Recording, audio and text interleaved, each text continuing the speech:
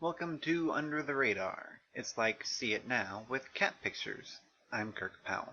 Stay in school so you can go to college so you can get a good job. That's how it's presented these days. But there's big controversy surrounding the connection between education and employment. In keeping with the nature of this blog, we are not going to engage in that controversy directly, but we're going to look behind it to the basic ideas at play. Today, we see education as being aimed at gaining skills unto occupational progress. But that represents a shift from earlier conceptions of education as a tool for personal betterment. I will try to make the case that the gluing together of education and employment in our minds has less to do with how we think about education than it does about how we think about ourselves as people. That is to say, that we no longer believe that personal existential improvement is possible. The rhetoric we use about making yourself a better person is often actually directed at redressing failures or correcting faults to be a better version of yourself, not to be an actually superior person. And if the idea of actually superior people sounds bigoted and absurd, it's precisely because it falls against our basic assumptions. To further explain, allow me to map out parallel ideological changes in other areas of life.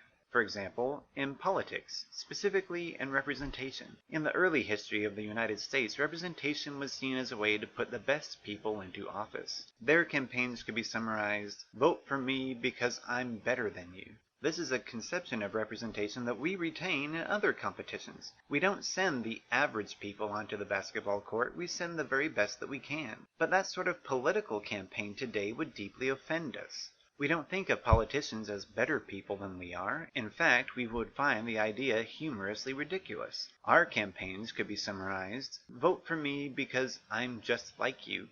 We see the effects of that sort of egalitarian outlook in our cultural habits as well. For example, you will see people entering fancy events or eating establishments wearing t-shirts and jeans with kids in tow, treating it as they would any other part of their lives. Our sense of the qualitative differentiation between humans and human activity has all but disappeared. It is that kind of egalitarianism at work in our changing ideas about education. If there is no such thing as better or worse humans or better or worse human behavior, then there's no need to seek to make yourself a better human through education. So all that leaves for education to accomplish is professional advancement. We are seeking success in the arena of comparison or competition that's left open to us. In fact, it's typically the only one that even registers to us. When I was in college pursuing a degree in history, people's first question was invariably, what did I want to do with it? What job would I get? And yet, history was the only academic subject that the Spartans allowed their children to study. They saw it as an aid in the pursuit of virtue, valor, and wisdom. Contemporary Westerners don't ask college students about virtue, valor, or wisdom because those qualitative goals aren't anywhere on our minds when we think about education.